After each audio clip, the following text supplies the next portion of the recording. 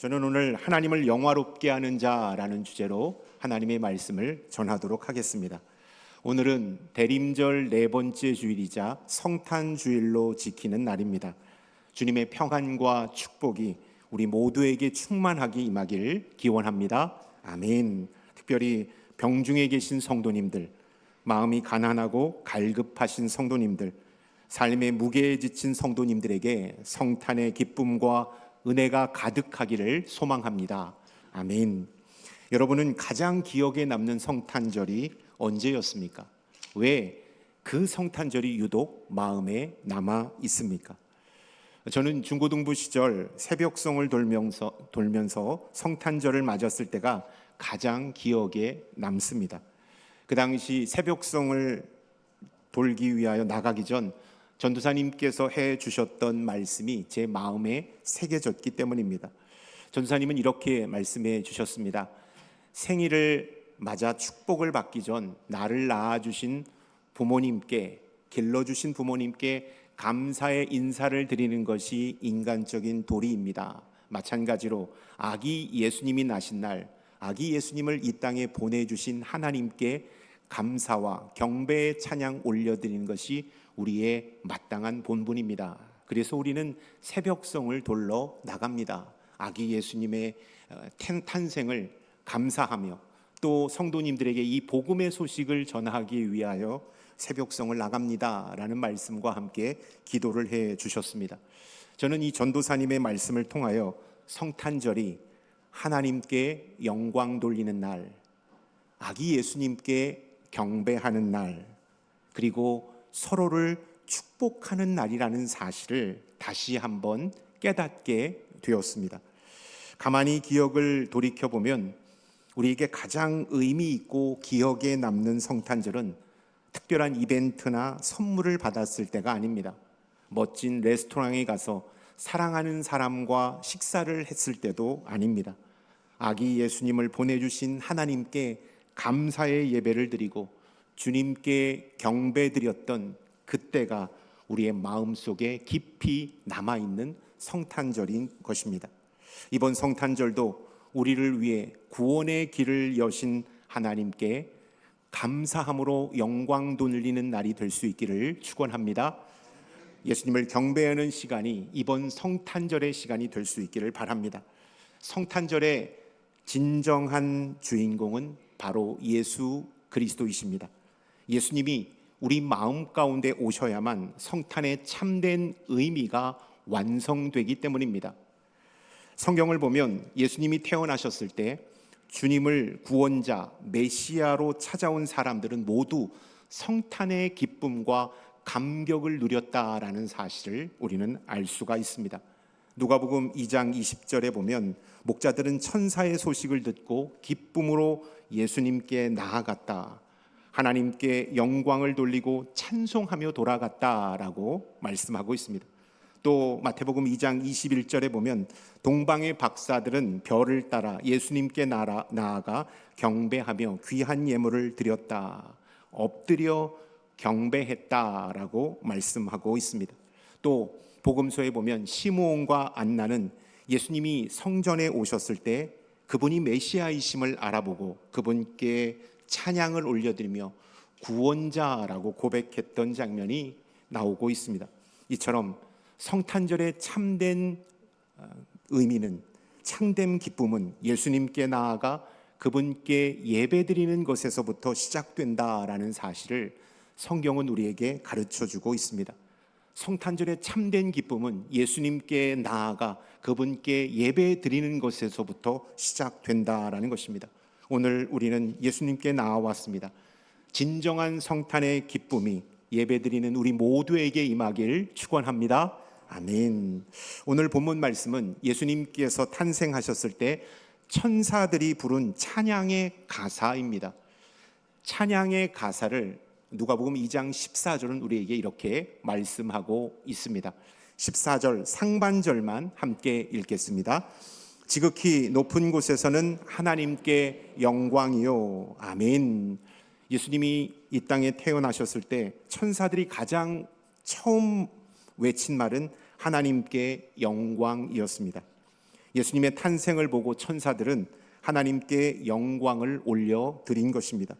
서두에 제가 말씀드렸던 것처럼 우리가 태어났을 때 가장 먼저 우리가 해야 할 도리는 우리를 낳아주시고 길러주신 부모님께 감사의 인사를 드리는 것이라고 말씀을 드렸습니다.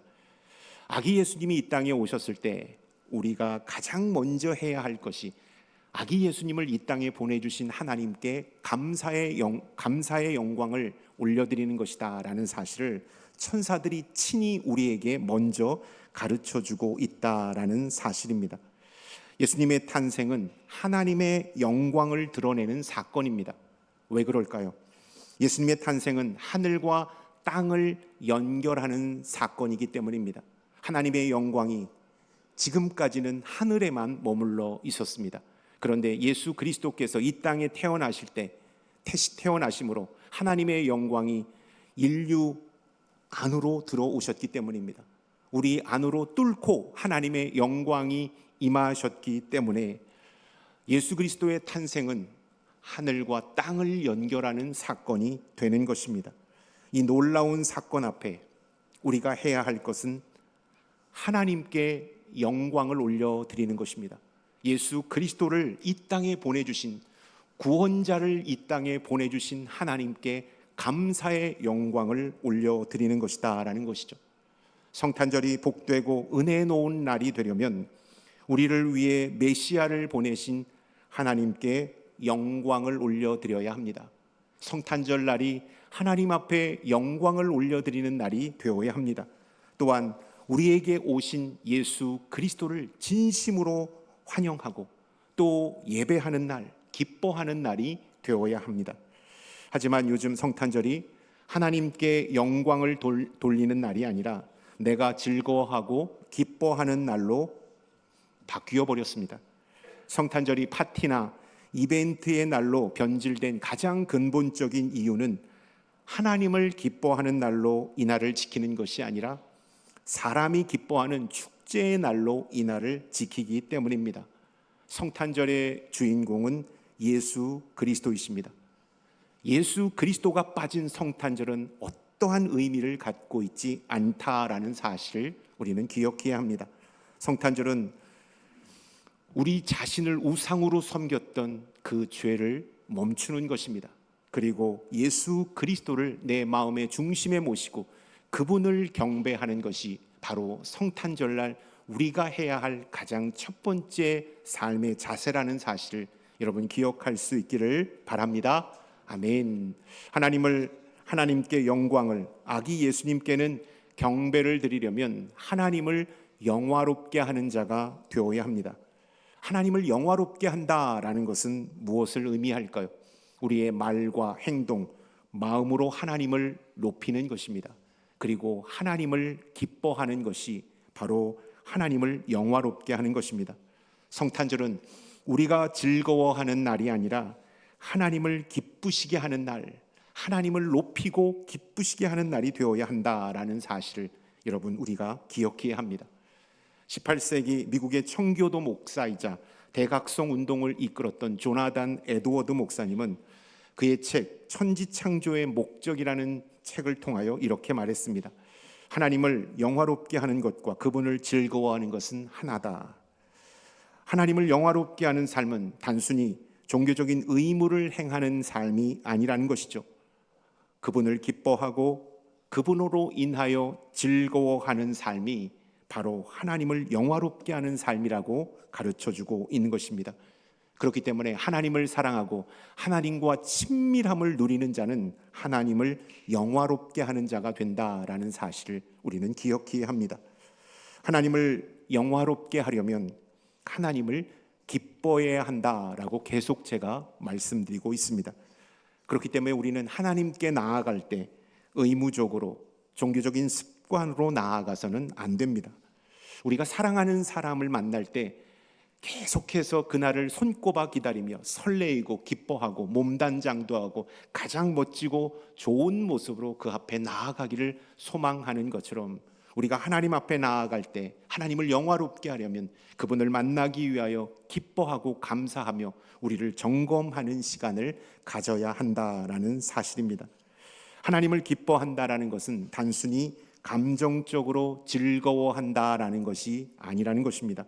우리의 마음과 중심이 하나님께 향하여 그분의 존재 자체를 사랑하고 즐거워하는 것, 그것이 바로 하나님을 기뻐하는 것, 그것이라는 것입니다. 우리의 감정에 따라 하나님을 기뻐하는 것이 아니라 그분의 존재 자체를 사랑하고 그분으로 인하여 즐거워하는 것이 하나님을 기뻐하는 삶이라는 사실입니다.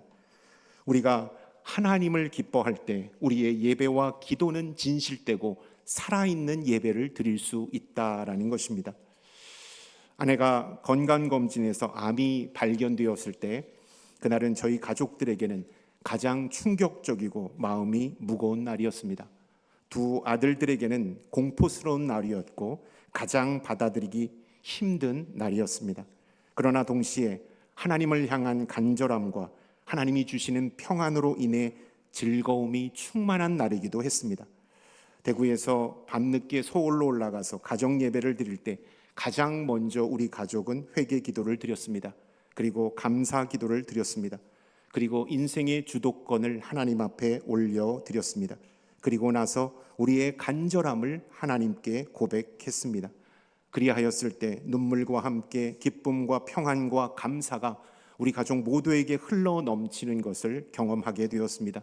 그 예배를 통하여 우리 모두는 영적인 안정감을 누리게 되었고 이 모든 것을 하나님 앞에 내어 맡기고 담대하게 다음 이루어질 것을 맞이하라는 결단까지 갖게 되었습니다.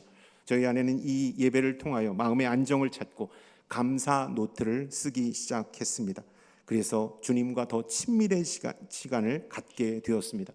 그 광경을 지켜보고 나서 제가 느꼈던 것, 감사 노트를 우리 성도님들에게, 아프신 성도님들에게 선물하고 손을 잡아드리고 함께 이 어려운 과정을 헤쳐나가자고 말씀드려야 되겠다라는 생각을 갖게 되었습니다.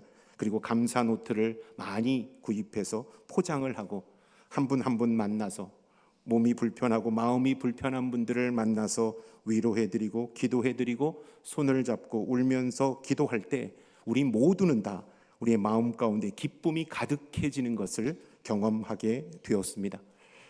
앞으로 저는 이 감사의 노트를 어렵고 힘든 분들을, 성도님들을 찾아가면서 계속 기도해드리고 함께 이 과정을 힘써 싸워나가자고 결단을 할 예정입니다.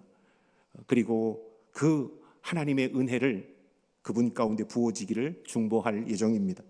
하나님을 기뻐하는 것은 나의 형편과 상황에 관계없이 하나님을 향한 절대적인 믿음과 신뢰, 그리고 그 존재에 대한 사랑과 만족에서 나온다라는 사실을 우리는 기억해야 합니다. 그동안 우리는 나의 형편과 상황에 따라 하나님을 향하여 기뻐하며 감사하다가도 내 삶이 어려워지고 힘들어지면 하나님을 향하여 원망하고 실망하였던 적이 너무나도 많았습니다. 하나님을 나의 기분과 감정의 관점에서 평가하여 판단하려 했기 때문에 늘 하나님께 온전하게 기쁨으로 나아가지 못했다라는 사실입니다. 여러분, 하나님을 기뻐한다라는 것은 나의 감정, 나의 상황, 나의 형편을 뛰어넘는 것이다라는 사실, 기쁨 되시는 하나님 그 자체만으로 우리는 하나님으로 인하여 기뻐하고 감사할 수 있는 믿음의 사람들이 될 수 있기를 축원드립니다. 아멘. 하나님을 향하여 기뻐하는 마음이 없으면 예배 드릴 때 기대감이나 설레임이 없습니다. 그냥 형식적으로 예배에 참여할 뿐입니다. 그렇게 되면 하나님과의 관계는 딱딱해지고 어색해질 수밖에 없습니다. 대면해질 수밖에 없는 것입니다. 그래서 하나님을 대할 때 우리는 사무적으로 대합니다. 그냥 형식적으로 하나님 앞에 기도하고 사무적으로 하나님 앞에 아뢰는 것으로 멈춥니다. 그리고 하나님께서 우리에게 맡겨주신 사역도 하나님과의 관계가 소원하면 우리는 그냥 기능인으로 교회 안에서 사역할 뿐입니다. 그 사역 안에서 하나님이 주시는 은혜와 감동을 받지 못하고 영적인 능력을 경험하지 못하고 그냥 의무감으로 기능적인 사역만 감당하게 될 뿐입니다. 하나님은 우리가 당신으로 인하여 기뻐하며 예배를 통하여 사역을 통하여 삶의 모든 순간순간을 통하여 충만하기를 원하신다라는 사실을 여러분 기억할 수 있기를 바랍니다. 아멘. 성탄절에 우리가 할 수 있는 것은 하나님을 향하여 기뻐하는 것입니다. 하나님을 향하여 기뻐하는 두 가지의 실천 사항을 말씀드리겠습니다. 우리가 너무나도 잘 알고 있는 것입니다. 그러나 삶에서 실천하지 못하는 사항이 이 두 가지 사항이라는 것을 여러분에게 말씀을 드립니다. 첫 번째, 예배를 통해 하나님께 영광을 올려드리고 예수님을 우리의 마음의 중심에 모실 때 하나님이 기뻐하십니다. 하나님 앞에 영광을 올려드리고 예수 그리스도를 우리의 마음의 중심에 모시고 인생을 살아갈 때 하나님은 기뻐하시며 우리는 하나님을 영화롭게 하는 자가 될 수 있다라는 것입니다. 이번 성탄절날 여러분 교회에서도 성탄절 예배를 드리지만 여러분이 가정에서 홀로 사시는 분도 혼자서 성탄절에 예배를 드릴 수 있기를 바랍니다. 아기 예수님을 이 땅에 보내주신 하나님 앞에 감사하며 그 주님을 우리의 마음 가운데 모시기로 다짐하는 가정 예배가 나 홀로의 예배가 드려질 수 있기를 주님의 이름으로 축복합니다. 그리야 할 때 하나님은 기뻐하시며 하나님을 영화롭게 하는 자로 우리를 세워주십니다. 또 소외되고 어려운 이웃을 찾아가 그들에게 사랑을 전하고 섬길 때 하나님은 기뻐하십니다. 여러분 주위에 가장 춥고 배고픈 사람이 누구십니까? 마음의 추운 겨울을 맞이하고 계신 분이 누구십니까? 그분에게로 여러분의 발걸음이 향할 수 있기를 바랍니다. 그분에게로 여러분의 시선이 향할 수 있기를 바랍니다. 성탄절 예배가 끝난 후 여러분들 그들에게로 다가가 그들에게 사랑을 실천하고 섬김의 본을 보이는 믿음의 사람들, 하나님을 영화롭게 하는 자들이 될 수 있기를 바랍니다. 아멘. 14절의 하반절을 우리 함께 읽도록 하겠습니다. 땅에서는 하나님이 기뻐하신 사람들 중에 평화로다 하니라. 아멘. 천사는 목자들에게 하나님께 영광이라고 외친 후에 그 다음으로 땅에서는 하나님이 기뻐하시는 사람들 중에 평화로다라고 선포하고 있습니다. 하나님을 영화롭게 하려면 하나님을 기뻐해야 한다라고 말씀을 드렸습니다. 하나님은 우리가 구원받은 자로 이 땅에 평화를 이루며 살아갈 때 기뻐하십니다. 구원받은 자로 이 땅에 평화를 이루며 살아갈 때 하나님은 기뻐하시며 우리를 하나님의 영화롭게 하는 자로 세워주신다라는 사실입니다. 마태복음 5장 9절의 말씀을 함께 읽겠습니다. 화평하게 하는 자는 복이 있나니 그들이 하나님의 아들이라 일컬음을 받을 것이며. 아멘. 이 땅에 평화를 이루는 삶은 하나님의 자녀로서의 증거라는 사실입니다. 그리고 하나님 앞에 영광 올려드리는 길이라는 사실입니다. 우리가 이 땅에 평화를 이루는 삶을 살 때 우리는 하나님의 자녀가 됨과 동시에 다시 한번 하나님께 영광을 올려드리는 자가 될 수 있다라는 것입니다. 헨리 나우에는 이 평화에 대하여 이렇게 정의하고 있습니다. 평화는 우리의 마음이 하나님의 사랑으로 가득 차고 그 사랑이 다른 이들과 나뉘어질 때 시작된다고 말합니다. C.S. 루이스도 이 평화에 대하여 이렇게 정의하고 있습니다. 평화는 하나님과 화해하고 그 화해의 열매가 사람들 사이에 맺혀질 때 이루어진다라는 것입니다. 평화는 예수 그리스도를 깊이 만나고 그 예수 그리스도를 통하여 하나님과 화평한 자가 이 땅에 실천할 수 있는 가장 강력한 하나님의 능력이 된다라는 사실을 우리에게 가르쳐주고 있습니다. 우리가 이 땅에서 화평할 때 하나님은 영광을 받으십니다. 예수님의 탄생은 땅에 있는 모든 이에게 평화를 가져다 준다는 사실을 14절 하반절은 우리에게 말씀하고 있습니다. 왜 그럴까요? 이 세상의 모든 사람들은 예수 그리스도를 영접하면 하나님과의 관계를 회복할 수 있는 길이 열렸기 때문입니다. 이 땅에 있는 모든 사람들, 그 사람들이 예수 그리스도를 구주로 영접하기만 하면 그들도 역시 하나님과 화평하게 되는 길을 주님께서 여셨기 때문에 주님이 이 땅에 오심은 이 땅에 있는 모든 사람들에게 평화를 준다라는 사실을 우리에게 가르쳐주고 있습니다. 그렇기 때문에 예수 그리스도를 전해야 될 대상은 이 땅에 사는 모든 사람들임을 우리는 기억해야 합니다. 우리는 복음을 전하려고 할 때 많은 제한을 둘 때가 참 많습니다. 이 사람은 절 다녀서 안 되고, 저 사람은 술 먹고 담배 펴서 안 되고, 저 사람은 못돼서 안 되고, 싸나워서 안 되고, 여러 가지 제한을 둘 때가 있습니다. 혹여 전도하려고 하면 저 사람 전도하는 거 안 된다, 억시 못됐대. 제가 너무 혼자 연습할 때는 잘 됐는데 이게 너무 안 되네요. 그렇게 제한을 둘 때가 있습니다. 찻대고 포대면 우리가 전도해야 될 대상은 아무도 없다라는 사실입니다.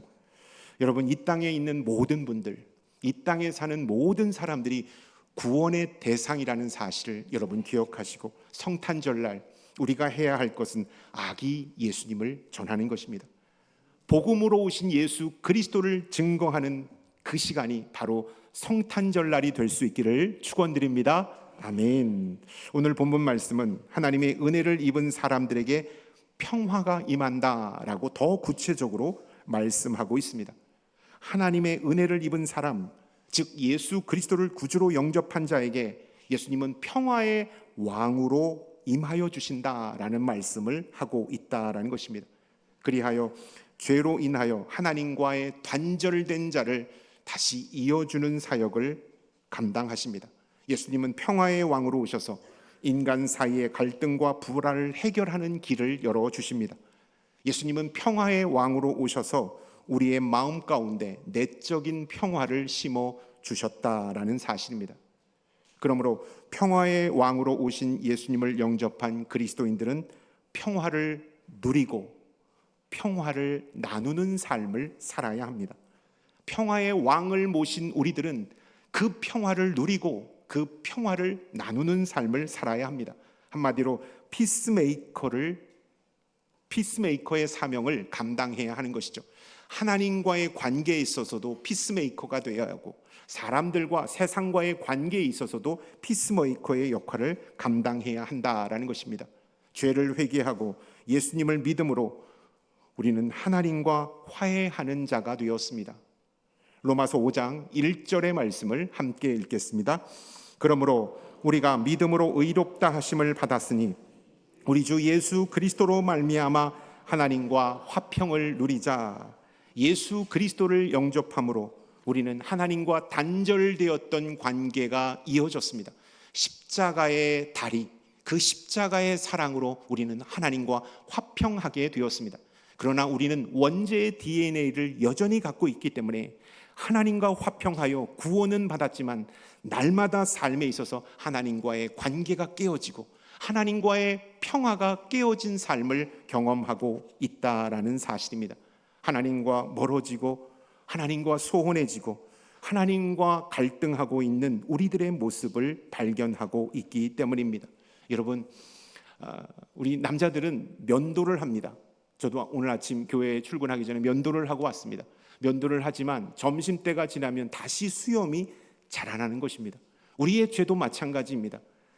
예수의 보혈로 씻음 받았지만 여전히 원죄가 다시 돋아나는 것입니다. 그때마다 우리는 계속해서 그 죄를 회개하고 자복하고 하나님의 은혜를 구할 때 우리는 하나님과의 관계가 화평한 관계로 계속해서 유지될 수 있다라는 것입니다. 처음에는 하나님과 화평을 이루었지만 그 다음부터는 하나님과 관계가 깨진 채 대면대면하고 서먹서먹한 관계, 하나님 앞에 온전히 나아가지 못하는 관계로 신앙생활하는 많은 그리스도인들을 만날 때가 있다라는 것입니다. 하나님 앞에서 적극적인 사람과 소극적인 사람이 있습니다. 저는 하나님과의 평화를 날마다 경험하는 자를 적극적인 그리스도인이라 칭하고 싶습니다. 이분들은 믿음의 확신을 가지고 행동합니다. 도전을 두려워하지 않습니다. 하나님의 뜻을 적극적으로 구하며 나아갑니다. 죄를 즉시 회개하고 돌이킵니다. 한마디로 하나님의 말씀에 믿음으로 반응하고 행동하는 사람, 그 사람이 하나님 앞에 적극적인 그리스도인입니다. 그 적극적인 그리스도인은 하나님과의 관계가 심플하고 선명합니다. 반면에 하나님과의 평화를 이루지 못하는 자를 저는 소극적인 그리스도인이라 칭하고 싶습니다. 이분들은 의심과 두려움에 사로잡혀 살아갑니다. 변화를 두려워하고 회피합니다. 하나님의 음성에 온전히 순종하지 못합니다. 자신의 죄를 회개하지 않고 계속 가지고 있습니다. 한마디로 하나님의 약속을 의심하고 하나님의 뜻에 순종하지 않는 사람입니다. 그래서 하나님과의 관계가 깨어진 채 먼 데에서 하나님을 바라보며 신앙생활하고 있게 되는 것입니다. 여러분, 하나님과의 평화를 이루고 있습니까? 이번 성탄절 하나님과의 관계가 선명할 수 있기를 주님의 이름으로 축원드립니다. 아멘. 또 하나님의 평화를 입은 자는 이웃과의 평화를 이루는 자가 되어야 합니다. 하나님과의 평화를 이룬 자는 이웃과의 평화를 이루는 자가 되어야 한다라는 것입니다. 세상에 막힌 담을 허물고 평화를 전하는 자가 되어야 합니다. 로마서 12장 18절의 말씀을 함께 읽겠습니다. 할 수 있거든 너희로서는 모든 사람과 더불어 화목하라.